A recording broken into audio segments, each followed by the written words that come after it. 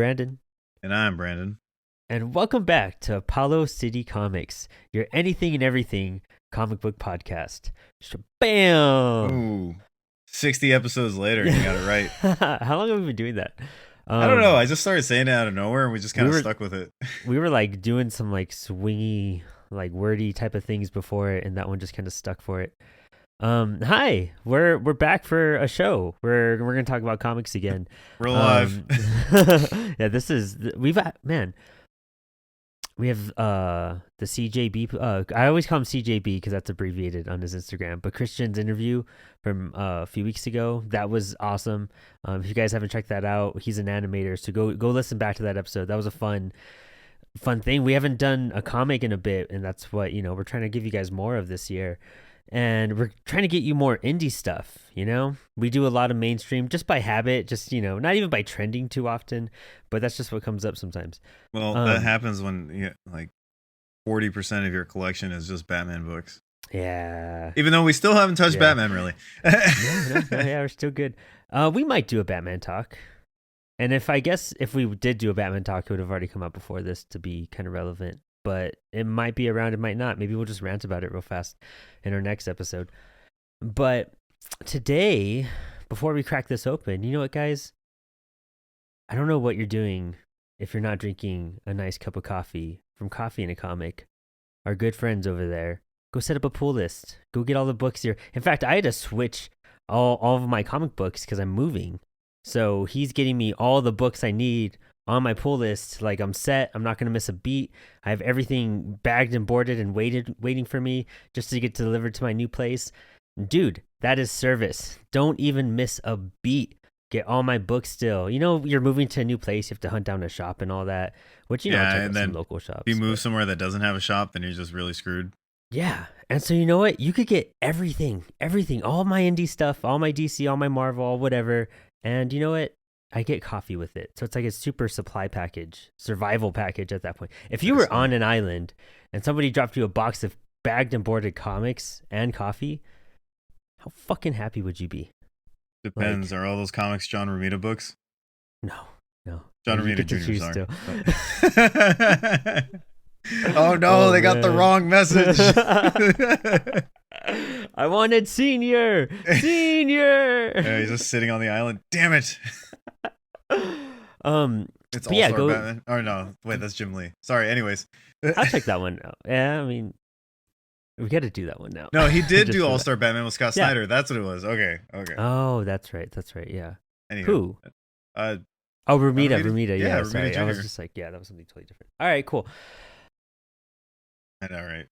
Speaking of creator-owned, speaking of indie books, we have Paul Pope's Heavy Liquid on today. Man, this was an interesting one. It was. Real quick, what have you read by Paul Pope? That's a good question.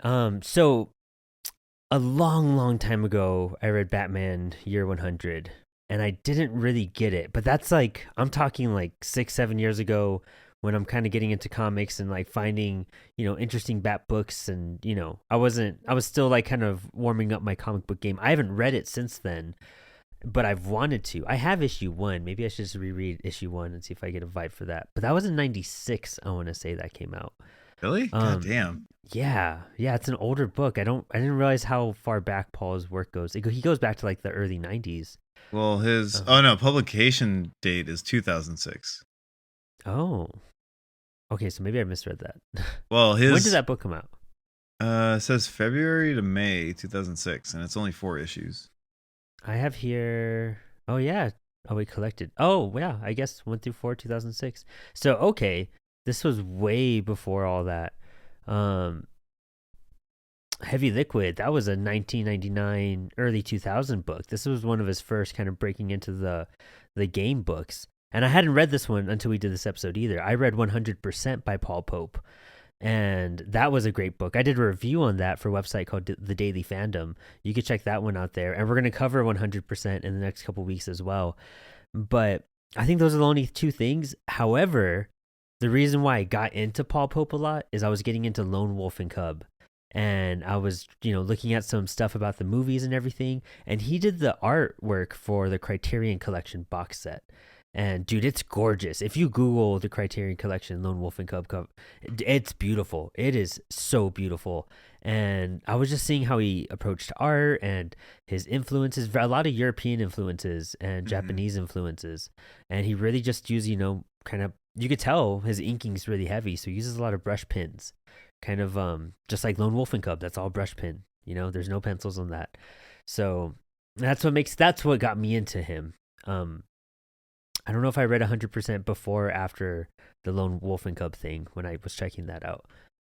Or it might have been the same time for all I know. What about you? Possibly. Definitely Batman. Is it year 100 or just 100? I think it's year 100, yeah.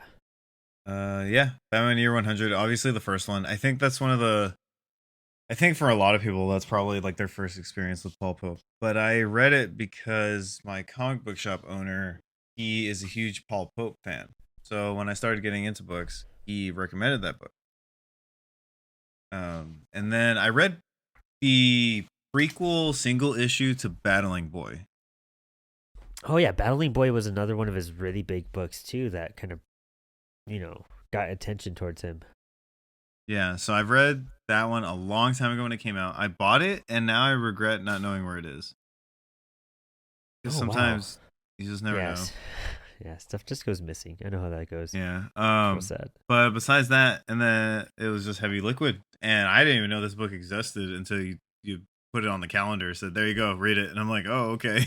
Man, this was one of those books, I guess because it had the word heavy in it, and I'm like a heavy metal fan and all that type of stuff. I don't know. I was just attracted to this book from the title and Paul's artwork because I don't know. Well, I have the single issues.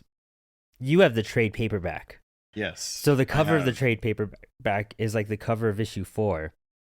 And it's interesting. So we were kind of like talking before the show, and we realized that the trade paperback isn't broken into issues, but it is issues 1 through 5, and they are larger, issues. I want to say they're like 36 pages. I think they're double practically. Like, Yeah, that could. I because don't know what's was it 260 divided by 5.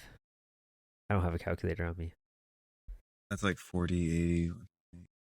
It's more, I think. Yeah, it is. It's more actually. It's because 45, 90, 180. It's It about is 52. 40-ish pages. 52 pages. Yeah, but it's 267. But a lot of the Oh, pages in the 267. trade, they're not just they're not like just they're not actually pages. A lot of them is like a lot of artwork randomly inserted. Oh, Um, but not the cover art that I showed you? I believe so. So let me see. Thing. Uh, Because mine. you get stuff like this, Oh, wow. See, that's one of the covers on the left. But the one on the right, I've never seen before. and there's a few pages that are like the introduction is like a map of the city. What? I don't have that. Um, I don't have that anywhere. Where's issue 1? Let I me think see. that'd And be it in kind issue of 1. so like you have like 10 or so pages that are kind of like this. That's one of the covers. Okay. But So that's it's weird. not They're kind of broken up. 267 pages of just story. It's like 255 pages. Okay, so some of the. Damn, you have more artwork than I have, and then I have artwork that you might not have. Yeah, some of these are great. I mean, because it's Paul Pope. Like if there's a giant hardcover collection of just stuff like this, Oh, yeah. Yeah, I you want could, a Paul Pope, like, coffee table book. yeah, that'd be That dope. stuff You is could hear. so remarkable. Here, you ready for this? You could hear the book opening. Oh, I couldn't hear it. Oh, you can't hear it. Maybe you'll hear it in the No. recording. You can hear that. Yeah, Like, for that well, ASMR for you. let's dive into this. I'm like genuinely super curious about kind of what we think about it overall because the narrative, it's not the like cleanest. I mean, it's actually a very clean narrative. It's very Yeah, drawn out. I feel it's very, it's a jumbled possibly even say mess. like, yeah. I want to At say it's first, at first, European. at I want to first. just label it European because I hate like saying anything bad about Paul Pope because I just admire him so much. You know what I mean? It's one of those things you're just like you accept Yeah. it. No, But the thing is, it's one of those stories where like the first two and a half, 3 issues, you're just kind of like, why is everybody killing each other? Why is everybody running around? And like, what's going on? yeah, our main character S, I mean, okay, there's a couple. It's so weird to approach this. So first off, Paul Pope does the art and the storytelling. So he's one of those. He's an artist and a writer, and he does carry that mantle for the majority of his projects. I want to say he's kind of He always doesn't defined. do a whole lot. Mostly covers, I feel now. When he gets to a certain level, yeah, that seems Yeah. appropriate. Or just like, or maybe just like side projects and everything, design work. I know he does a lot of design and like maybe even some fashion work. But this main character S, I feel like all of his characters have a very, like they have a very, I don't know, a cool style about them. You could tell he's into fashion because you look at the outfits this guy has on, um, the way he's kind of built, the facial expressions on Paul Pope are very defined too.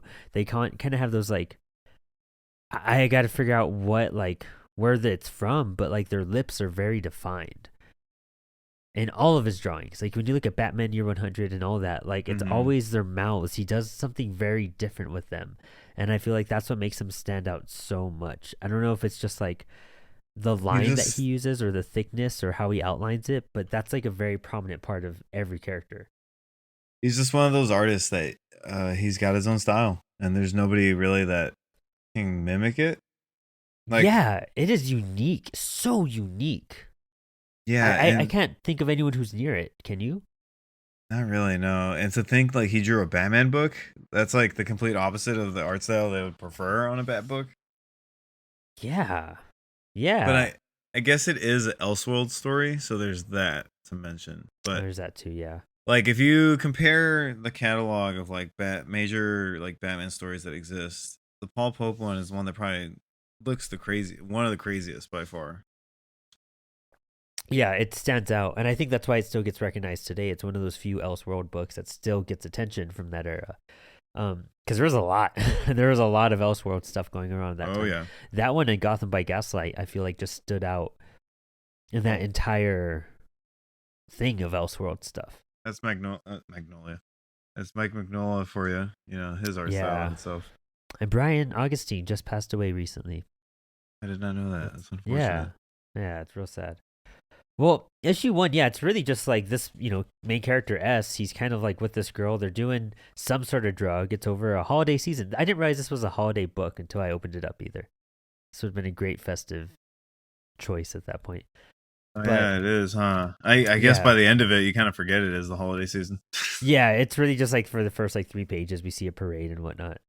But yeah, they're kind of just like it looks like they're squatting, but then I've heard about apartments that don't have stoves, and that's just like they had to cook by gas can at that point. Like families literally had to do that. So there's a bridge between like, all right, are they druggies or are they just like living in a lower income apartment or what? And I mean, you kind of find out later on that they were kind of doing drugs of a type, you know. Mm-hmm. And people are searching for them, for S in particular. They start following him around, and this girl kicks him out. It looks like this guy's one of those dudes. He has a past. He has a love interest. He has things that went on. He's either moved on from them or he's just like kind of transitioning out into a new direction after this too. So you could tell that's the cool part about the story. You're already kind of given a history. You're placed inside of a moment. Their stuff is Mm-hmm. already established. What's going on? It's like almost as if you skipped the first season of something or like act one. We're kind of just tossed into like this new beginning with this character, which is a good way to get our attention right away because I felt like issue one was very eye catching. The taxi chase and all that type of stuff that goes on. Also, keep Um, in mind the intro page that kind of introduces the characters, but like the way he's described, you know, it's why have a name when a letter will do, hard-boiled dandy or noir lizard king, whatever that means. yeah, He'll be in two places at once and cast no shadow. Aren't you tired of anti-heroes? So is S. yeah, So there's a bit of interesting. edgy quality to him as well. Yeah, exactly. That's the cool part too is that we do get character layouts and like you're told who you're dealing with right away too. So you can kind of expect these guys to be popping up, which they do. Dude, the mask that they have in this book so interesting and so much fun. That fish head kind of turned to the side, looking up in the white outfit. It's just, I mean, beautiful backgrounds, layouts. You can definitely just get lost in the art and not even care about the story to a certain extent. Mhm. I mean, that's what kind of carried it for me personally. Yeah, yeah. To be honest, like if it wasn't for this remarkable art, I don't know if I could do 50, almost whatever 48 pages An per issue. an issue. You know what I mean? Like in 3 days, two sittings or something. But yeah, he just starts doing this literally heavy liquid, and it's this black gunk, and he squirts it into his ear. And by the end of, I mean, this is end of issue one for me, and I know yours is a bit different since the issues aren't broken up It just keeps properly. going. Yeah. But yeah, once he starts taking the heavy liquid in the bathroom, and then he steps outside, and he's like, "What's that one movie, Limitless?" That's where he starts vibing and like Hydrogen is like separating and shit. Is that Like, the Bradley Cooper one? yeah. Yeah. Oh man, he's Bradley Coopered in this book. And then he like cleans himself up and needs to talk to these guys about this like job that they're wanting to bring him on for. And again, I feel like has to be like some sort of Asian influence with the mouth. Like all of these characters, so defined.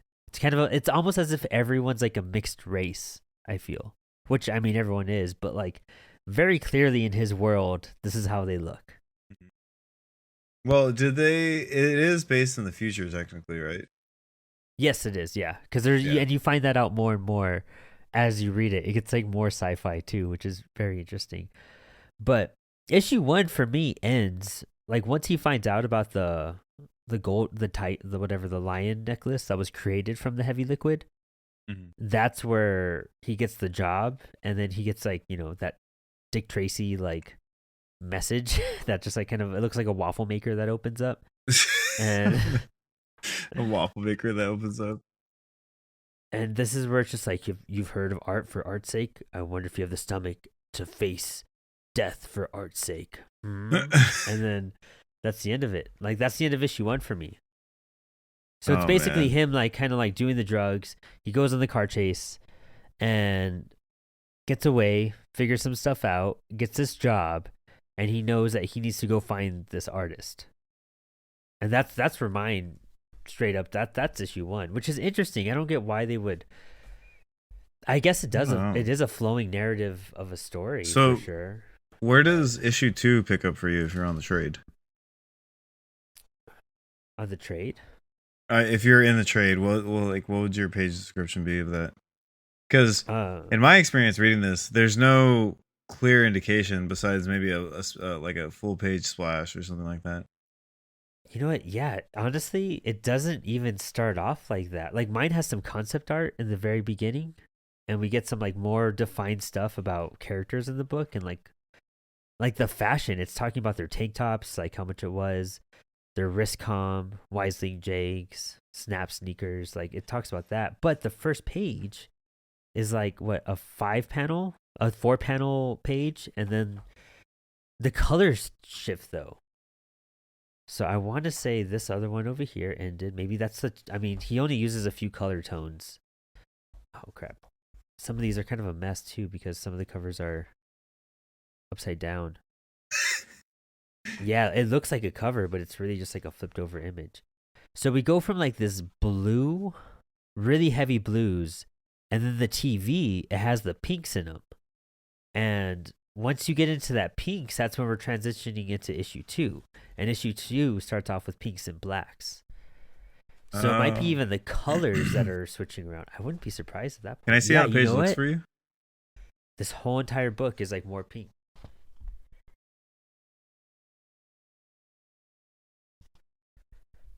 Crazy, right? It's kind of an interesting layout at that point. It is. It's interesting and also very confusing to follow along. Yeah, this book is really not one you can. Oh wow, and then we do kind of have some tonal shifts too into reds into the next issue. Yeah, this book is, the way I guess formats is a very essential thing when it comes to certain books and Hmm. how they're reprinted and put out. I don't see how this is like a book you could really, I feel like you need to break it into chapters like you would a TV show. Like you can't Yeah. watch a 5 hour long movie because fuck It Zack feels like Snyder. reading a 5 hour long, and I don't say that in a bad way either. It's like I don't know. I think what I realized reading this specifically is that if you have a trade, it shows that like breaks within the issues are important. Yeah, right. Even just like it's like a chapter, you know what I mean? If you're gonna Hmm. have a dense enough book, you need to have your chapter breaks, and if you're doing one fluid narrative, it's kind of like, man, I need a breather. I need like a mental check, like a checkpoint, you know? It's like when Hmm. you play one of those video games where it doesn't autosave and you can only And go it to just goes specific. so long. Yeah, and it could be. I mean, classic games where you couldn't even save stuff. That's what that would feel like. You just have to Oh play yeah. Zelda all at once, you know, one Ugh, sitting. God, sounds like a nightmare. But issue two kind of picks up on him realizing, he accepts this job. This dude on the computer screen is telling him, what to look for, why this is important. That that he wants to create something epic for an artistic purpose. This is all just like an art job. This is an art heist in some sort of way, um, Hmm. dealing with this weird, bizarre material. And they're taking it as drugs, but then these people are making art out of it. So it's kind of a weird contrast and a weird thing to put together. It's pretty cool. Kind of a cool influence at that point. And he's thinking all this stuff over, and this is the cool part. This is where it gets really sci-fi too, I thought, because his eye, it like clicks in, and he starts like reading stuff on this like contact lens. The That's one like, that's like a hologram. yeah, it's like, he's laying in the bathtub, and it's like shooting, or yeah, he's in the bathtub. It's like shooting onto the ceiling from his eyeball. I thought that was such a cool little, like, it lets you know the rules of this universe a little bit more. Yeah. Do you feel like Well, first of all, it doesn't really explain what is said in this hologram because it says like LKSDJF It's just a bunch of O I scrambled W letters. E F. Like it's just a bunch of letters, and I was like, okay, so what were we getting at? But to me, and I could be wrong. Do you think the sci-fi element was kind of influenced by what's it called? You said this book was 99 2000. Yeah, Do you feel like this like the sci-fi element with tech and all that comes from like Y2K? I guess so. I don't know. Yeah, Like technology was such in a weird place at that time because everybody thought like the world was gonna end. uh-huh. I don't know. I feel I like get I can see that content. connection for sure. Like, it's reflecting where they're going after that, and then you're looking at like the holiday season. You know what I mean? Mm, It's kind of picking up in that transitionary time of year. Um, Interesting. yeah, I don't I know.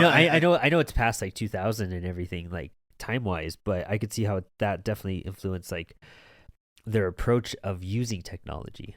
Yeah, because I feel like analyzing sci-fi from that era, that like time period, it's a very different feeling. If that makes sense. Yeah. Um, Only because like the way technology was viewed and the way technology is used in sci-fi. Maybe I'm overthinking it, but maybe No, like in the sense of a hologram, you don't really see holograms or projected images as much nowadays as you did back then. Everyone thought we'd yeah, have these screens popping out. Look at Blade Runner, THX 11. yeah. Like the future seemed very tech, like technologically. God, I can't speak right now. Technologically heavy with the way like it was utilized in daily society. Yeah, exactly, and it is in a sense, but not at that level. Even when it comes to sci-fi books and all that, like, it's not. This kind of makes more sense because they're gadgets. Yeah. It's more gadgety, and look at the world around them. It still looks the same. There's this really cool shot in issue two where it's like two pages side by side, and it shows the hotel on one side, and then it shows this like fire escape going down, and the perspective on that, and even the clothes like floating in the air and everything is so good. But it's very dirty and gritty and New York feeling, and Hmm. This is it's based not. in New York, right? Yeah, it is. The first Okay, half yeah. is. Yeah, I believe so. Yeah, that would make sense. I'm pretty positive it is. Like, just looking at it too.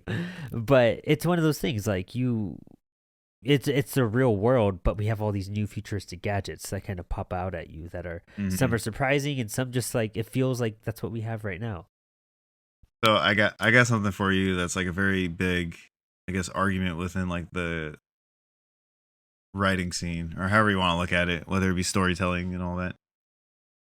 In your experience, and using this book as an example, would you still qualify this book as sci-fi based off your own definition of sci-fi? So, for Um, instance, let's look at that cybernetic eye part where he's like projecting. onto the Yeah. ceiling. And I'm just gonna kind of like pick at it a little because I noticed that this book was on sci-fi lists, and when I was learning creative writing, because I always like to bring up college days, uh, we were always taught that in one class we were taught that sci-fi is technically sci-fi when it is fiction grounded in real science with like actual science backing it up. Anything that is not grounded in science would be considered fantasy. And you just kind of go along with it and believe it. There doesn't need to be an explanation. Now, with that said, how would you view this book if it's sci-fi or not? Well, I don't like that definition off the bat. I'm not saying Um, that's mine. I'm just saying that's what I was told. yeah, that's kind of like it's the problem with genre, and I could rant about genre real fast too, but like it makes sense. Like take this for example, just to and this is gonna like explain that a bit more. Look at a western. A western can be anything. It can have Mhm. sci-fi elements. It can have like mechanical horses and all that type of stuff. It can have elements of other stuff. It could be a drama. It could be a romance, like stuff like that. Those are all. It could be a fantasy in that sense too, in a western Mhm. setting. That's it's really defined by the elements, and I think the direction of the story. Because if you're looking at a sci-fi, I feel like if it's a prediction of the future, science fiction, you know, it's it has those elements of technology and certain like ingredients that make it sci-fi. Same thing with a western. You have certain elements and ingredients that make it a western, and now it could be bent and turned in different ways. You know what I mean? You could have a Yeah. science fiction setting and it's all romance, but that's just the setting it's in. It could be a historical story, but it's or not really historical. It doesn't make sense, but you get what I'm saying. A drama like that that type of element. I feel like is such a bogged down thing to label it as sci-fi. It's just like a fantasy. A Mhm. fantasy can have all these different elements, and we're still going to call it a fantasy because the majority of the elements visually are in that fantastic realm. And same thing with the sci-fi aspect. This is more of like a Blade Runner type of sci-fi, almost like a turned down Blade Runner. As we get more and more into uh, the story, we see certain other things pop out. But like you're looking at a story that's in the future, and it has technological advances, and it deals with some of the unknown. Like spoilers, there's an alien in this book. Go Like straight that, for it. like that all to me, that just defines a sci-fi book. You have Uh-huh. a future story that honestly kind of predicts the future because we're looking at like some of the technologies that they use. Even not even that they use, but the fact that the world hasn't fully changed around it, but we have all these gadgets and new, technology. It's like an iPhone, but I live in like an apartment with like a shitty ass like wooden floor that there's like just dirt underneath. You know what I mean? Like there's no metal towers and like Batman Beyond looking, buildings around me or anything. But we have these gadgets. So these gadgets makes this world more fantastical and interesting because of that. Does that make sense? Yeah, I follow. And I only ask because I think this page right here with the eye. The reason why I point it out is I think it's one of the first real indications of like sci-fi within the book. It is, and I feel like that's a big error in the book because if you're not able to introduce like sci-fi elements in your first whatever 48 pages, like now Yeah. you're barely giving us the rules of this universe. That should be introduced fairly early on. Um, Mm. I talk about this film a lot. I want to say it's like a Spielberg film. And I always space out the name of it, and you guys can Google it and like hunt it down and figure it out what it is. But there's this short film, and it's a bunch of like World War II pilots. And one of them, he's an artist. They all have kind of personalities. One of them's an artist. He wants to draw for Disney. That's his goal. And he draws stuff and everything. And, everyone has their own little destiny. And they go to war. And that guy, the artist, he's a gunner, I think, or a pilot. I don't know what the hell he is. I forgot. It's been a while. But he, the plane is going down. And to save his crew, everyone is going to jump out and he's going to stay there and make sure that they get out safely. I think he's gunning down other people so they could get out safely. And there's this whole thing where like he has a moment to get out, and they're just like, you kind of gotta look into belief and stuff like that. But he knows he's doomed.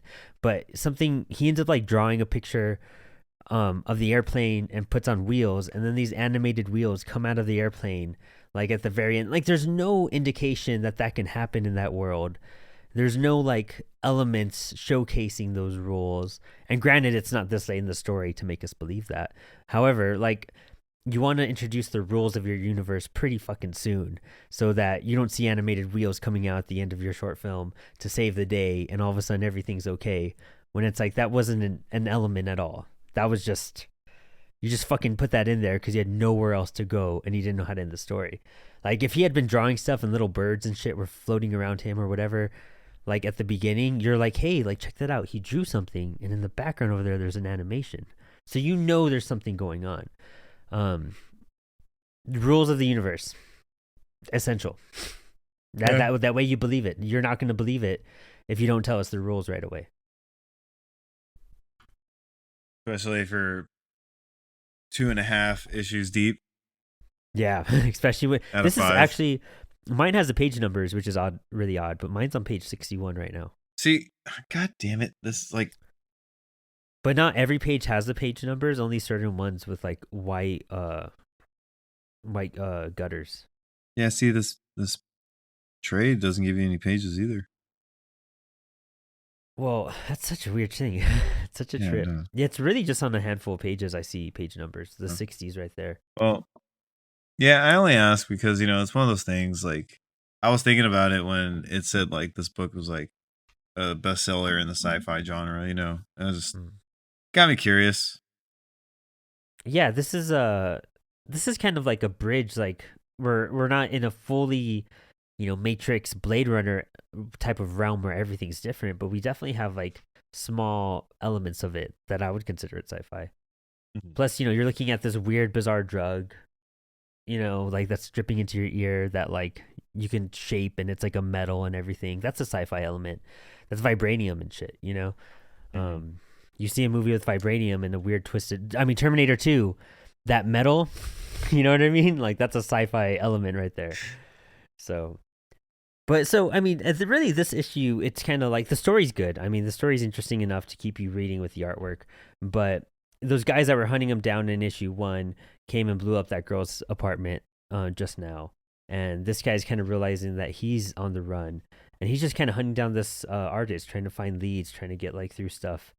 And it's really just like, it's interesting how he uses blues and pinks a lot. I think it's for the sake of like, I don't know, like what I take from it is just contrast of characters, contrast and setting.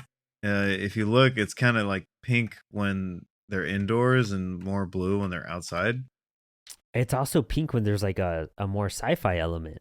Like, he's when he's at the bottom of the apartment complex and he's trying to get buzzed in, the girl on the other side, her monitor's like pink and his is blue. Like he's in reality. He's like kind of more grounded. Mm-hmm. But then the girl's is all pink, and as she comes up, the spider things that attack him at the elevator, which is the end of issue 2 for me, that little spider attack, the whole entire background's pink, and she comes out, she's all pink, and there's almost like no blue going on at all. So it seems to like, yeah, like what you're saying about setting and everything, it's taking us, whenever we kind of enter a new area or a new time, we're shifting colors too, it looks like. New setting. Yeah. That's how I perceive it, because if you continue on in the story. Oh my god, I think I lost my place just because there's just no page counting. Okay, so that page where the girl's on the bike and she's about to get hit by the bus? Oh yeah. Yeah. If you look, what's interesting with this is before that page, a lot of the font is in black, and then when she puts like that bike seat on, it turns like that salmon pink. Let's check that out. Oh yeah, the E's. And same thing with the bike making a noise. And then the let's see. Yeah, because now we're outside. She was inside, and as soon as she gets outside, things kind of shift around. It's a pink background, and then the moment she steps outside, actually, at the bottom of that one page, it turns blue, and now the background's blue, and the font has turned pink. Mm-hmm. And then you switch back to our To main the character pink. S, and on the couch and shit, and he's like smoking something, and everything's pink. Yeah. So that's I a cool way. really It's kind of easy. Maybe those are like those chapter breaks and everything. And even with him bouncing around, could again, we're be. switching Uh, colors. what I take from it is that it's literally indicating indoors and outdoors. Yeah, two different areas. Like, well, I mean, even with the girl, she's indoors and it's all pink too. But it's definitely like every time we do a new setting. Yeah. Which is it? And then his suitcase is pink and his shirt. How cool. What a cool Yeah. way to like keep yourself on track too. You know what I mean? Like, I oh yeah, and it really works. The only thing that I find funny is that I wouldn't doubt it if he was also just kind of being slightly lazy. well, it's one of those books kind of like manga and everything where you get these like cool color like covers. Like all my covers are in full color. But like, Akira, you get like 3 or 4 painted pages and the rest of it's black and white. So him having that Japanese influence, I could see how a few parts are colored. He's doing it differently with different shadings, of course, but Mhm. he's not doing traditional coloring like we would see in American comics. And using those two tones is his way of bringing that European and Asian influence over here. Yeah. It- There's sometimes like I don't know how to feel about the two tones. Like I want to say it really works, but Uh, also I've seen what Paul Pope can do. Well, to be fair, his other books he's had other colorists. has he? If you look at, well, I mean, we only read like one or two each, right? So Yeah, yeah. if you That's look why at I'm like not, I'm not too sure. Batman Year 100 has a different colorist. I guess that's also like contract work too. Yeah. So like Um, maybe his independent stuff. I feel like 100% is literally a black and white book. I remember it being full he on had black and help with white. that, according to Wikipedia, with the coloring. Oh, who did the coloring? So he definitely did some of it.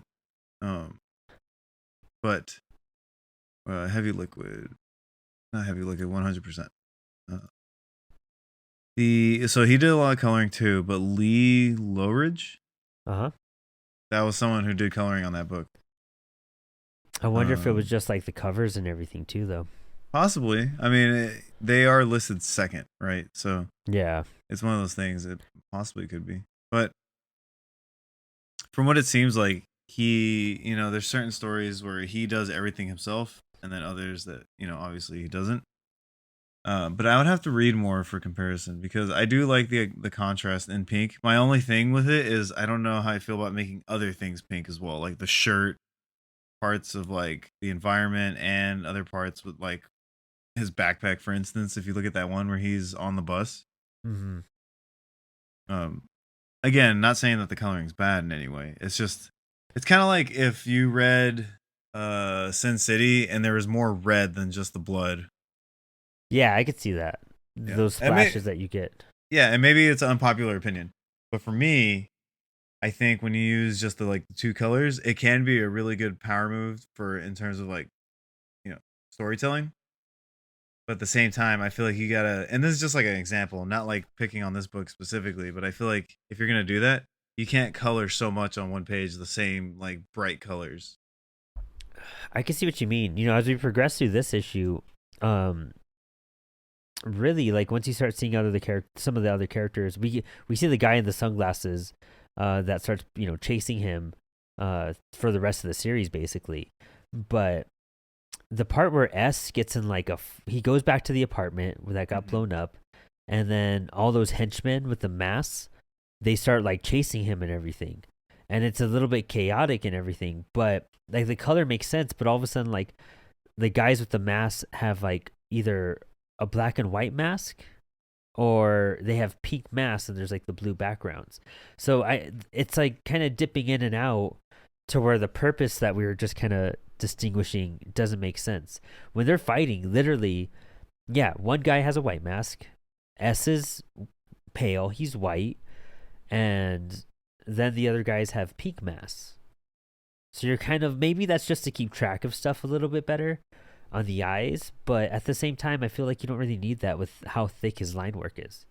Like you Mhm. could tell, you could distinguish stuff with his black and white for sure. Yeah, and I think that's where like his art style is the strongest. Personally, is when he uses just black and white. Yeah, Um, I yeah, mean, it's interesting because I do love the art style. Don't get me wrong, I do love the art style, but I guess coming back to it after reading it, I don't know. Like sometimes the like pink salmon color really works, and then sometimes it just doesn't for me. yeah. Um, When we're in the room with the girls and everything, you could kind of see why they. I would just associate a pink room with a girl at that point. But these guys, it stays pink for so long, and it could be that setting aspect that we were just talking about. But mhm. it shifts from like a darker pink, like a deep salmon, to like a light pink, and it's just a very bright issue on your eyes. I'm not gonna lie. At this point, you're right, because I didn't pay attention too much to the coloring. I focus on certain aspects so much on a read through. Mhm. Um, but then it kind of draws you back down because when they're jumping out of this building and they land into the trash cans and everything. That's where I'm at right now. I'm at the part where it changes to that deep pink. Oh, okay. It's for 4 pages, which is weird to point out. Only because like why? Yeah. Yeah, Uh, exactly. That was a weird kind of shift there too. Um Man, it's just that one little, I don't know if it's cuz it's an intense scene, but we've seen no, even there's a more intense scene cuz somebody gets shot like on the page before. Yeah, it's just weird. I guess it's just contrast. It's all about contrast in that yeah. sense. I would love to see if there's a reason or purpose why he chose these two colors, or maybe that's just like I mean, it's his indie book. He could Yeah, he can do rightfully what he do whatever the wants. fuck he wants, but Yeah. yeah, but it is kind of a weird choice overall because it seems like lighting makes sense sometimes. At the very end of this, he's handcuffed to that girl, and they're in that booth, and there's light coming out. This entire background is blue, but then the lighting has pink on it. So again, changing purposes of using that color, but it's like, man, Paul, I'm sure you could have done a black and white book, no problem. At this Uh, point, Back to my whole I guess Sin City as an example, and I don't mean to compare the two because they're very different artists. But I feel like this book could have benefited if it was black and white, or even that blue and like that blue it uses for the other scenes, like and like feeders, remember feeders that we looked over? That was an all black and like blue book. eh, Yeah, yeah, that Mike Allred did. We did the backlog breakout. We gotta do another one of those pretty soon. But yeah, feeders had that same kind of coloring on it, where it was black, white, and just a blue. that's And right, that, that really random comic that like coincided with that movie, yeah, I never watched that movie. I don't the think we one that could has find it. D. Yeah, the one that That's has right. D from Always Sunny. Yeah, that's right. That was a Uh huh. I remember now. Yeah, yeah. trippy connection. Well, okay, so issue 4, I kind of get a map. It's like a part of a map of like New York. Here, let me see. Um, This great. It's making it so hard to keep track of everything. Like you're all issue 4. I'm like, where does this start? I know that's the crappy part. Well, I mean, like I said, they were in that club where that guy's coming in to hunt them, and they're handcuffed to each other. Yeah. Okay, I'm at the part where he's like on the plane thing. Is that a On the plane he's plane on? thing. No, isn't that issue 4? What plane? When he's going to France. Oh, you're way ahead of me. No, I'm at the part with the bar where they're getting chased, and then you go a couple more pages, and then Oh yeah, yeah, you were ahead of me though. I oh, was sorry. I'm still in that cafe where the guy's kind of coming through. Okay, okay, Um, okay. but yeah, so like they have to get a blowtorch to like cut through the handcuffs and The everything. handcuffs. And again, now we have more white in these panels. So interesting, like the coloring aspect of it's a little trippy. It's a little like stylish in a sense. But to me it's like it has too many every shade has like too many purposes. Does that Mm-hmm. make sense? Like if you're gonna roll with something, like roll with it so it's defined. Like have these characters be one thing, have the lighting, coincide with a different aspect. But man, what a trip. Especially for a book called Heavy Liquid. Do you think it'd be more colorful? I mean, no, I respect using.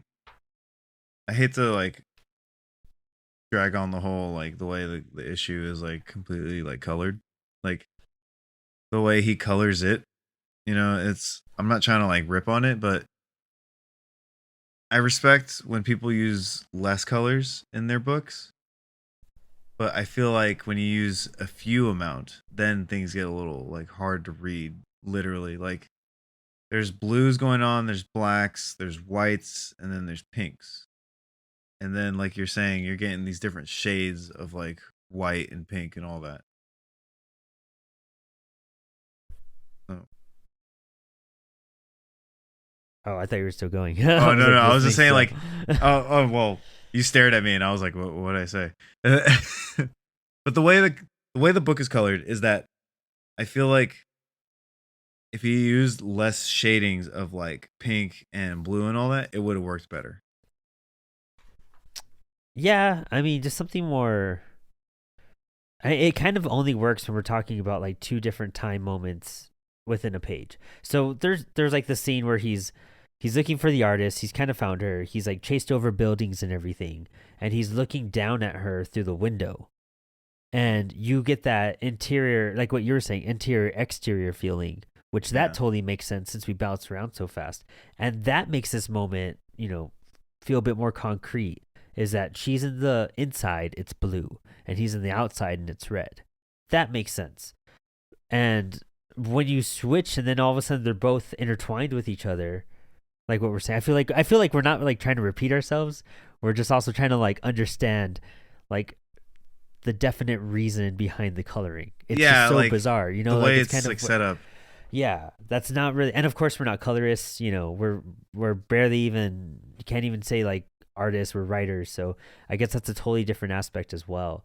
But it really just kind of throws my brain for a loop when you're looking to kind of categorize and correlate Yeah, what or are we is trying to what. break down why he does these things? Yeah. Yeah, exactly. Because now we're inside of the apartment and everything is pink. So, you know what I mean? It switches when it was just blue right now. So why didn't that just stay? Someone's gonna listen to Um, this episode and be like, "What are they fucking complaining about for an hour? I Get know. over it. The book's Just, pink." yeah, I know, right? But dude, okay, so there's this one full page splash. It's pretty deep into issue 4, but he's like standing in the rain, and he has a newspaper over his head, Hmm. and you could just tell the inks on this are fucking gorgeous. The water and the street, the cars, like all of it. It is just laid out so well. I don't think Paul Pope does pencils like we said either. I think he does do everything by brush because that's just kind of the art he really wanted to define himself as. Um, I could be wrong. Maybe he did do pencils, but I really don't think so. I think a lot of this is just how it comes out. But Well, looking at it, it's I can't see like pencils being a part of this drawing. I do can't you think he like did at like all. digital art? No, he does a lot of traditional stuff. Plus, it was 99. You know what I Oh, mean? that's So true. like, No, it's not like yeah, he was using tablets or something. yeah. Oh man, now, I never now think he about probably like does. I'm yeah, I sure. never thought about like the pain of making comics back then before like technology really boomed. I know. Oh Yeah. man. Oh look, you fucked up the coloring, so now you got to redraw it all. You spilled your ink pot all over it. I wonder. I guess they would have to do giant scan. We got to find some more information about that. I'll dig up some comics journals and find some process notes. Yeah. Uh, but then at the end of this issue, the flashback does make sense because it's in this like dark red, this like weird. It definitely stands out type of red. This whole flashback, Mm. but you're going to him, which is kind of a little light pink and more whites, to this, deeply like blood red almost, and then back to the pinks, and that's where you start seeing his double, which we start figuring out later. But man, it's definitely like it's a trip where we're going with this. Color usage, such an important thing. Yeah. It gets me thinking. Like, I appreciate Mike Mignola's art so much. I gotta admire it more, to be honest. I haven't Well, seen. sorry. Go ahead. Oh no, that was it. I haven't seen too much. I have a Hellboy book. I haven't read all Uh, of it though. if you want a good example of using like the way they color things and like the way they contrast each other on pan, like the usage he does, or the Yeah. usage of what of, god damn it, the way he uses colors. Oh, I can't Uh, talk today. Um, it's a good example of like how that helps like exemplify a certain emotion on the page. And yeah, that's definitely true too. I hate I he get. I. Oh, sorry. Go ahead. I guess that's why like the flashbacks are so vibrant in that red, because they were like a dark memory. It was the girl tripping Mhm. out, and her taking it and just realizing she could never do that drug again. Um, but yeah, I mean that again, that brings out more emotion too if you have like a different type of palette for it. You know? Yeah, I actually do like the usage of red here, honestly, Yeah, because it, like you're saying, it kind of helps bring back like how like terrible that memory was, basically. yeah. It feels Yeah. heavy. It feels intense. You know, like that There's emotional weight intensity. to it. Yeah, instead of everything else being so pastel at that point. You know? Hmm. Um. Well, that's the end of issue. Well, end of issue 5 is with him getting the artist, the girl, and they make the deal. And her whole deal is just like, okay, I'll make this, art creation out of this metal for you, as long as that he never sees or contacts me again. And then the dealer's like, well, that's up to him, but sounds good to me. And that's how issue 5 ends for me. I mean, issue 4. Issue 5 picks up with the space satellite thing. And that's like the first kind of beginning of an issue where it's like a full page splash. You have a satellite in the sky. It's like this, just kind of, it looks almost purple, the sky. It's so black. But that's where we start taking the photographs from space, and it narrows down on S, which I think was a cool little, I don't know, maybe this is like where he took a break and had to come back to the story and didn't know how to pick it back up. And this was just a cool little like way to do that, is getting those photographs of him. And it even shows the click, click, click, click. I thought that was a lot of fun. Like And when him it drawing, zooms in each time, like it's like yeah, doing that thing where it's like the lens is changing to zoom in further and further. yeah, exactly. And yeah, I mean, at this point, he's just like, okay, I found the artist. I got my heavy liquid. Um, I got paid. She never wants to see me again. He's heartbroken. He's all sad. He starts thinking of like what she'll be doing after this, and knowing that he'll never probably talk to her again. And kind of just like figuring out what to do. He's like, well, I guess I'm gonna hop on a train and go somewhere. And you know what? This character kind of does look like Paul Pope now that I'm looking at it. I could picture Paul Pope like just jumping on a train and traveling It's Europe like with like he's a like, man, backpack, life sucks. I'm just gonna go fucking. just go see some In stuff. th- And even in that this sailor's case, he's just like like, smoking weed. But yeah, right, yeah. I mean, you have to. And even the sailor's like, you're gonna broaden your horizons. He's like, yeah, that's what I gotta do. But we're back to those red, kind of like whenever it's a different memory than the present right now, we're switching over to the reds. And it's like future thoughts. It's just like his presumptions, but we're really dipping into that.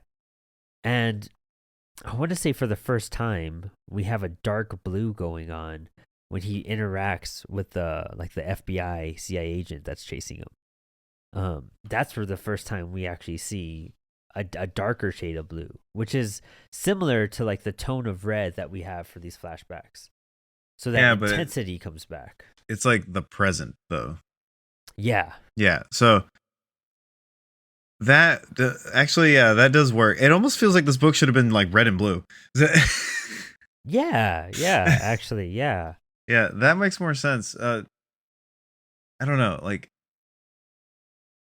maybe I probably should have read this twice before we did. I read it once to just make sure we, to go over it, but I feel like I should have like really like broken it down some more.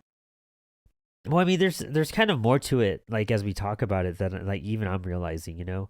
Um, but maybe we're just overthinking some of the color choices at this point too, because the couches. I only read it once too, for the record. I checked it out. I did a nice thorough like reading and everything.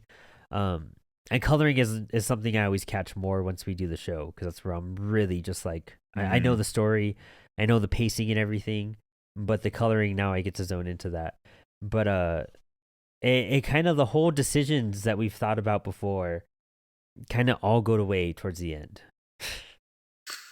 which is really a trip. But I guess I mean it could be the whole Donny Cates thing that we were talking about, where he's just like he wants to pull back from like the coloring and the art in a sense to tell you about the story, because this is the part where he's explaining that the heavy liquid, this material was found on a meet an asteroid that like crashed into Oh, the they earth. said He won't say meteorite. where, or meteorite, whatever. Something crashed into the earth, and it turns out that it's a living like life form, and it's very venom, symbiotic and everything too, because he goes and puts it into his ear later on, and there's a full page splash of him just like slapping his ear because he realizes that it moved on its own, and he's tripping out for a minute until he like calms down. It's just like wait, like I have control over this, and if it's like something else, maybe we could work this through. Um, and he starts realizing he kind of does get like venom powers. He like shifts from one side to another, all You can this like stuff. run and jump hella hard, like high and fast. Yeah, he like climbs out through the top of this like speeding train and literally just like gets on top and starts escaping and hopping to another one. Um, and this like FBI agent is just like, he's gone. We have a problem. Like we lost him. Uh, all this stuff. And that's where you realize the whole like the reason why the girl was tripping out before. We didn't dive too much into that, but she felt like there was a shadow kind of like over her. And you start to see the shadow from the very beginning of the book, but it just seems like, he's on a drug, he's tripping out, he has an aurora around him. Aurora around him. That was like intense. Aurora Uh around. Aurora. Uh and that's what's like pulling him out. It's his venom. It's his like symbiote, you know what I mean? Mr. Radio Wave Spaceman, you mean? Yeah. Yeah. When you're trying to talk to him. And he's like, Um "Hello, Mr. Earthman." it's And then the book ends. that's it. He's just like, I made peace with Yeah, this like and alien thing, and then that's that pissed me off, honestly. Like, yeah, I don't because hate this book. you get answers, and then you're just like, all right, and you got away. Yeah, That was and it. like this is okay. This is my angry review. Now we've gone through the book, and keep in mind, like this book is 200 plus pages already. Like this shit's long, and you spend. I trust me when I say I like the book. Sorry, I'm just getting very like No, yeah, no. passionate Let's about it. break this down because it's such a complex. It's hard to talk about it, in a sense, because there's so many layers to this. Okay, one, we fucking love Paul Pope. All right, let's just define that right now. Like we Yeah, like respect the guy. I never hated Paul Pope. Yeah, like, and it's just as a narrative, there's no payoff. Like there's no act 3 that like concludes sufficiently. Like what is we established it was an alien, Yes. and that is like leading up to the final like, okay, something's gonna happen, but him just escaping and becoming buddies with his alien at the end. And just like he's like Venom without the cool suit. Yeah, and then that's kind of like where it stops. Like there's nothing else Yeah, to this at that point. I almost wanted to just like fly through the book just to talk about how I felt about it. Honestly, I was Yeah, it, it's like the way I look at it is like this. You at the I try to have context to it too. So like at this point, Paul Pope isn't really like the biggest comic book name. This is like what 99. This is probably like the second or third thing he's actually published. full story wise, it has to be one of the first, I'm sure. Yeah, It has to be. I'm just gonna look real quick on his Wikipedia. but I mean, I don't think he did much besides like maybe small books. Like I can't what THB? Oh, okay, no, that He was the did whole. stuff at DC before this, actually. Yeah, some Batman stuff, the Berlin, just like single issue stuff, some covers. Yeah. Um. But like, what am I trying to get at? This book's just got me feeling so many different ways. Uh. Long story short, I know this is like probably him like getting more comfortable into his creator-owned area.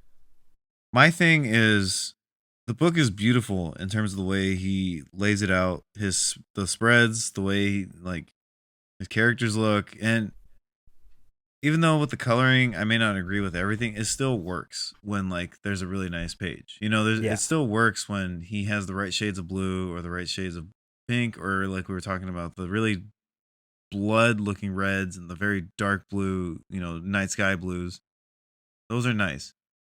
But I feel like this is a story that like he just was like, I have this idea of like an alien, and I don't know how to really attach it to a story, but I'm gonna just write this like whole narrative to it, and it just doesn't stick the landing with the It ending. doesn't. That's the sad part. It just does not stick that landing, and that's what like lets us.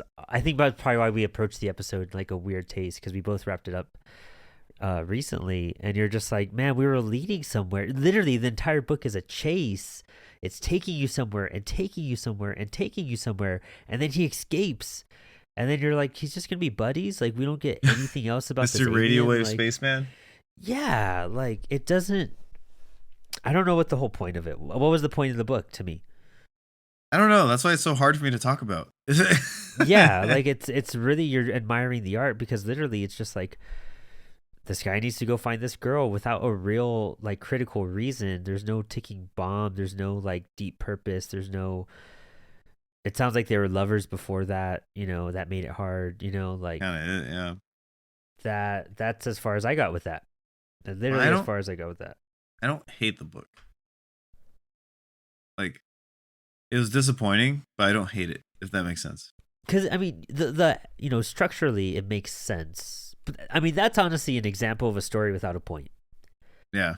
Like you got nothing out of that, other than like okay, we set up a purpose. He's gonna go find this artist so that she could craft art from this drug, this material, this metal that's like untouchable that nobody knows how to like what it is. It's extraterrestrial. We kind of already know that from the beginning. It's like an unknown origin of a metal, and he's got to find this girl because he wants her, the best artist, to create something, and they're gonna stash it away forever. No one's ever gonna see it. That's like a rich person thing, like some Yeah. crazy. I'm gonna You spend have like millions of dollars, and no one ever is gonna be able to witness this. yeah, like these are story elements, these are story parts, but like why does that matter if there's nothing you're getting out of that story? Like you could put pieces of a story together, but if there's no meaning behind what's going on, what is the reason of the story? Like we had 260 pages of a guy just finding a girl fairly easily, and then Getting high. got like kind of like a weird trip. And it's not even like a drugs are bad type of thing. Like you could have had a fucking alien inside of you. You know what I mean? Like that you're Yeah. buddies with now. That's the story of the moral of the story. Like if you do drugs and you could get like a companion. You know what I mean? If you smoke the devil's lettuce, you never know what could happen. Yeah, like that didn't do. Yeah, I don't know. It's weird. I don't know either. I really don't like it. It's a weird story. I kind of like, if we're being honest, I had an idea what I wanted to talk about, but at the same time, I was like, you know what it is? It has no substance. That's what it is. Yeah. There's no That's how I sum it up. Like it's like watching a TV show that when you finished it, you just kind of said, okay, what do I watch next? Yeah. Like if I did a reread for this, it would be for the visuals. Yeah. And that's how I felt reading it. I was just kind of like, okay, I guess I'll just read my other comics now. Yeah. And it's kind of exhausting, to be honest, this whole book. Yeah. It's okay. I don't regret buying it. I don't regret reading it. No, same. I was gonna say, but this is a cool part of this is like an art thing to have in your collection. Yeah, it's definitely like an artsy book. And even though I may not agree with the way he lays out his colors, I still think that like overall it's a beautiful book the way it's drawn. Well, it's an interesting thing to try to do, and he had the attempt to do it, and he got to experiment with it and see what worked and what didn't work. So when we follow back up with 100%, which I enjoyed thoroughly, when I read it, 4 or 5 years ago, I really enjoyed it. Mm-hmm. And I thought that was just like a really great and fascinating book, kind of kickstarting me trying to get into indie books more too. Mm-hmm. So I'm gonna be really excited to compare the two. I really, really am. Uh, because that one just seems so much more, I guess, inspirational and just interesting story wise. I thought I liked the characters a lot more too. Hmm. But Well, damn, I mean, I don't know what else we have to say about this one. yeah, I'm sorry, man. I felt like I was pulling teeth just to like figure out like what was making me tick with this book. Not every book or episode is the best book or episode. That's just, That's true. that's comics. That's Yeah, comics. it is That's comics, and we said we were gonna put ourselves through it no matter what. Yeah, exactly. And it's, we went in with this with the mindset literally not when we choose books, it's typically for how do we choose books? We just kind of go, hey, this looks cool. Yeah, to tell you the truth. And honestly, this book does look fucking cool. Like you pick it up, like you're drawn to it. Like I've always Yeah, been no, I it's. was drawn to this when I was seeing it get resolicited for when it was getting published again, Mhm. reprinted. And I mean, I was going to buy this book no matter what at some point. And you staple that name on there, which is funny cuz I like Paul Pope not just because of Batman 100. I liked him because I was attracted to his art and found out he did Batman 100. Like Mhm. even though I read Batman 100 before it, I didn't realize that was him who I was reading. I thought Paul Pope was like some old white dude. You know what I mean? Like it just sounds like an old, bald, chunky white I guy. literally thought he was some guy that was like born in Europe and just kind of got into comics. Dude, and literally, that's what he looks like too. Like And then he's from he's like Philly and shit. yeah, he's from Philly. I was like, oh, okay, cool. Good stuff. I'm excited to see more. Again, early work. Everyone has early work, and that's the cool Yeah, not part. everybody's gonna hit the mark. We got into Paul Pope because we've seen how much he's evolved from this too. So, Hmm. I mean, I'll be hyped for the next installment of all of this. Uh, whew. I think next week we have a commentary. Yes, I want to say it's because Batman. yes, and I'm just gonna say it. Not to take away any heat from Paul Pope, but we are gonna watch the Batman this week. Yeah, we are. Yeah, I feel like we definitely have to like. Well, I'm gonna call you like the moment it's over. Yeah. Oh, well, yeah, because I would have already seen it. I'm seeing it. Well, at the time of recording this, I'm seeing it Wednesday night Yeah, of opening week, and you're seeing it Thursday. of Movies trip me opening the week. fuck out. Like, why, movies, you get that midnight showing on a Thursday night. That makes sense to me, Why Like, Wednesday? why Wednesday? Why Thursday at 3 p.m.? Like, that's not a fucking. I don't Movies know, aren't coming dude. out March 5th. It's technically coming out March 3rd, so I Dude, don't you want know. to know how expensive like San Francisco is though? How much? We're gonna go to the Metreon, which is like one of the more well-known theaters, I guess, in the country. It's like one of the biggest IMAX screens in the world. Oh, wow. Yeah, I saw Dark Knight Rises there. I saw Mission Impossible. A lot of random things actually. But if you look it up, it's considered one of like the best like cinema experiences. And we got tickets, but those tickets were like $26. Each? Oh, shit. Yeah. Yeah, Well, it's. luckily it's a 3 hour movie. You'll get your full fucking. I know, fucking shit. Well, shit, it can't take as long as reading fucking heavy liquid. I could read this whole goddamn trade while watching that movie. Dude, yeah, when we were lining up this episode, I was like, it's 5 issues, dude. Like, it's got to be short. Like, it's got to be short.